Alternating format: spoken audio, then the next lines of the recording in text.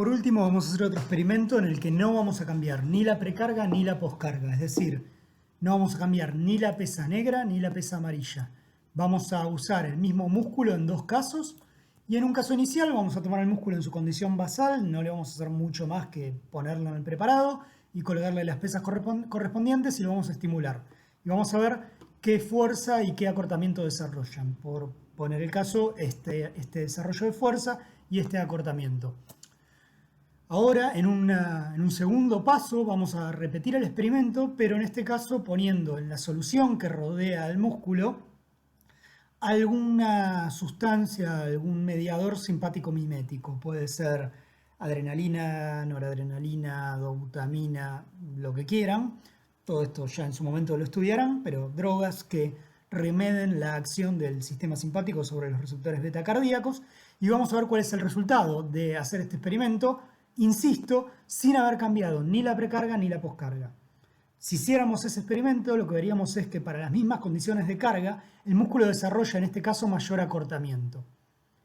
¿Qué se dice que cambiamos en este caso? La contractilidad. La contractilidad es algo bastante difícil de definir. De hecho, yo no sé si voy a ser capaz de definirlo en una oración, pero aquella cosa que cambiamos en este caso, que no fue ni la precarga ni la poscarga, nos cambió de todas formas el rendimiento mecánico del músculo, el trabajo que fue capaz de hacer el músculo, y eso que cambiamos, a esa cosa que hayamos hecho, le vamos a llamar un cambio en la contractilidad. Si en lugar de hacer este experimento como lo hicimos, lo que hubiésemos hecho fuese repetir muchos experimentos en los que uno no permitía que el músculo se acorte, es decir, poniendo el retén acá, como hicimos en uno de los experimentos anteriores, hubiésemos visto que construíamos para el primer caso una recta de este tipo, con esta pendiente, y para el caso en el que pusimos una droga simpático-mimética, para cada longitud de reposo, la fuerza isométrica máxima hubiese sido mayor, de modo tal que la recta hubiese tenido una pendiente mayor. Por eso se dice que en este tipo de gráficos de relación fuerza-longitud, la contractilidad uno la evalúa viendo la pendiente de la recta que relaciona longitud de reposo y fuerza isométrica máxima. Entonces, este cambio, este aumento de la pendiente en la curva fue un aumento de la contractilidad. Y eso se logra haciendo estímulos inotrópicos positivos. Ese es el término que se usa, es decir, la dobutamina, la dopamina, la adrenalina, cualquiera de estas cosas que ustedes hayan hecho para lograr que el músculo pase a comportarse de esta manera, a eso se le llama estímulo inotrópico positivo, porque a la propiedad, digamos, llamada contractilidad también se le llama inotropismo. Vimos entonces antes que una manera de aumentar el número de actinas y miosinas disponibles para la contracción era aumentar la longitud de reposo, y eso era la ley de Frank Starling del corazón. Ahora vemos que hay otra estrategia, porque en este experimento no habíamos cambiado la longitud de reposo y sin embargo el número de actinas y miosinas implicadas en la contracción aumentó. Entonces, más allá de las definiciones, un cambio en la contractilidad resulta de cualquier cosa que te aumente o te disminuya la cantidad de actinas y miosinas implicadas en la contracción sin que sea necesario cambiar la longitud de reposo. Es decir, que cualquier cosa que me cambie el número de actinas y miosinas implicadas en la contracción sin cambiar la longitud de reposo es un cambio en la contractilidad. Cuando uno piensa en el órgano entero, en el animal vivo, esa fuerza que veníamos considerando para las fibras musculares, en la cavidad ventricular con sangre en su interior, se ve representada en presión adentro del ventrículo, presión sanguínea, y esa longitud de los miocitos uno la ve representada como o termina repercutiendo en el volumen ventricular izquierdo.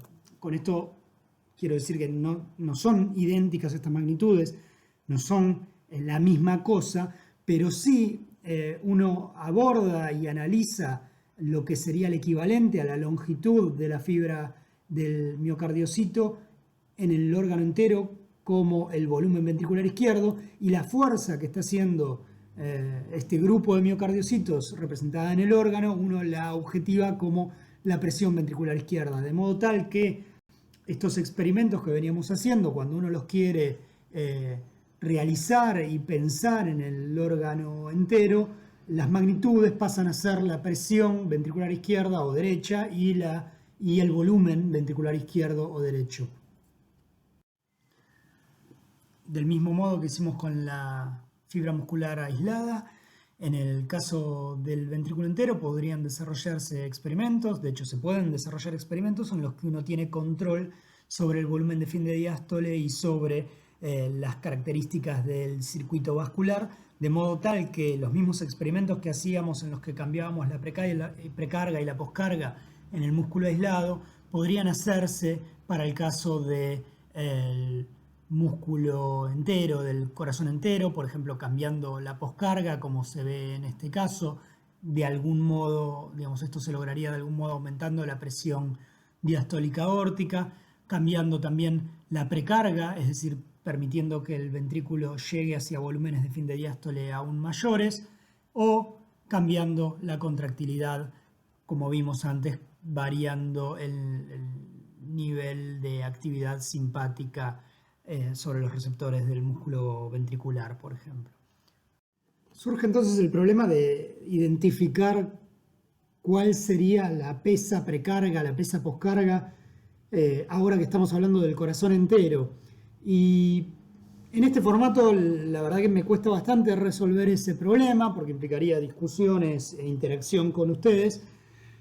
Así que me voy a limitar a decirles lo que tienen que saber, lo que tienen que repetir eventualmente en un examen y lo que van a haber escrito en los libros de fisiología que por lo menos yo conozco y he leído. La precarga, desde un punto de vista de un fisiólogo, de alguien que se dedica a hacer experimentos, es la tensión, la fuerza en el seno del músculo, en el seno del músculo cardíaco, al final de la diástole. Es decir, justo antes de que llegue el estímulo que va a iniciar la sístole. ¿De acuerdo? Así que esa es una definición válida para precarga. Ahora, cuando uno piensa en esos términos y trata de imaginárselo en un paciente, es un término un poco esquivo porque la tensión depende de la geometría ventricular, que es compleja. Con geometría me refiero al radio y al espesor ventricular. Y depende de la presión también en el interior del ventrículo. Con lo cual, si uno se para frente a un paciente y se quiere imaginar cómo será la tensión en el seno del músculo cardíaco al final de la diástole, la verdad que no es algo útil, no es algo que uno se imagine en la práctica médica y no es algo en lo que los médicos estemos pensando habitualmente. De modo tal que la definición clínica que tiene un médico de precarga es la presión al final de la diástole. A veces pueden llegar a contemplarlo también como el volumen al final de la diástole. Muchas veces estos términos se mueven en el mismo sentido, de modo tal que un cambio en el volumen de fin de diástole acompaña a un cambio en la presión de fin de diástole, pero para no hacerse lío, precargas, presión de fin de diástole y fin.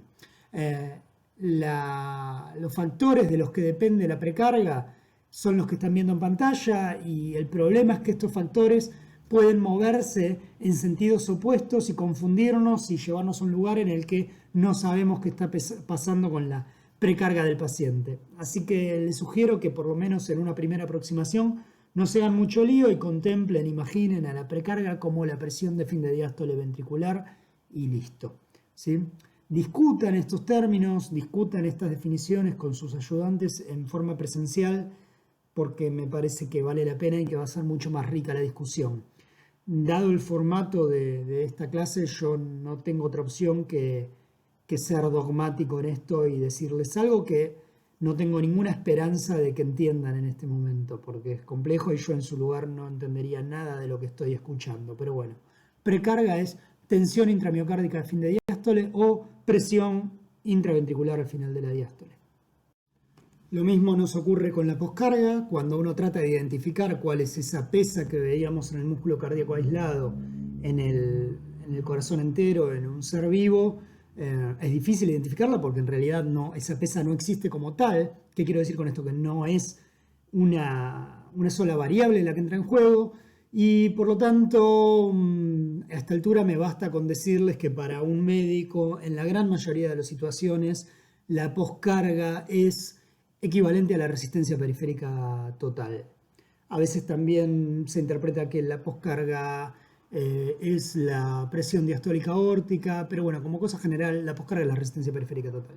No se estresen mucho igualmente porque dada que esta ambigüedad en la terminología no responde solo a una incapacidad mía como docente, sino también a que efectivamente los términos no son unívocos, de modo tal que esto en un examen no suele ser tomado. Si les tomaran esto en un examen, simplemente repiten estas pavadas que les estoy diciendo y listo. Finalmente, para el caso de la contractilidad, nos encontramos con un problema similar de definiciones. Acá les puse algunas definiciones que encontré por ahí con las citas correspondientes. Y si se detienen, si hacen pausa y se detienen a mirarlas, son muy vagas. De todos estos libros, el que por lo menos a mí más me gusta para leer estos temas es el Bessie Taylor edición 12, remarco, edición 12, 12 o previa, 12, 12, 12, no 13. Lean lo que quieran, pero a mí me gusta más de la edición 12 para atrás. Y ese libro dice, respecto a la contractilidad, la intensidad del estado activo o estado inotrópico, es decir, contractilidad, del músculo cardíaco se relaciona en muchas situaciones con la disponibilidad de calcio y tal vez por lo tanto con el número y la frecuencia de la formación de uniones activas entre los miofilamentos. No termina de dar una definición concreta. A partir de los experimentos, si se acuerdan hace un ratito cuando vimos lo que ocurría cuando sucedía un cambio en la contractilidad, les mencioné que cualquier cosa que modifique el número de unidades actina-miosina disponibles para la contracción sin que se modifique la longitud de reposo era un cambio en la contractilidad. Es decir, cualquier cosa, insisto, que modifique el número de actinas y miosinas disponibles para la contracción sin que implique la alteración o la modificación de la longitud de reposo o del volumen de fin de diástole, eso es un cambio en la contractilidad. Sin ser mejor o peor que cualquiera de estas, es la manera de interpretar o de definir a la contractilidad que yo me he encontrado y me he construido para mí mismo. Así que, además de todas estas que están viendo acá, les ofrezco la mía propia.